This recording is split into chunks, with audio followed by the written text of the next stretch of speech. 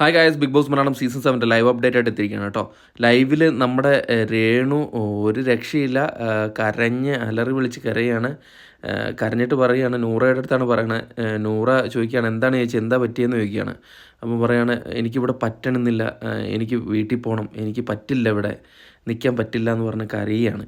ഒരു രക്ഷയില്ല, എനിക്ക് എൻ്റെ പിള്ളേരെ കാണണം, എനിക്കിവിടെ പറ്റില്ല എന്ന് പറഞ്ഞ് കരയുന്ന സീനാണ് കാണുന്നത് കേട്ടോ. അപ്പോൾ നൂറ പറയുന്നത്, എന്താണ് ചേച്ചി, അത് കുഴപ്പമില്ല എന്ന് പറയുമ്പോഴേക്കും, ഇല്ലടി ഞാൻ മാനസികമായിട്ട് എനിക്ക് വയ്യ, എനിക്ക് വീട്ടിൽ പോകണം, വീട്ടിൽ പോകാനേ പറ്റുള്ളൂ, എനിക്ക് പിള്ളേരെ കാണണം എന്നൊക്കെ പറയാണ്.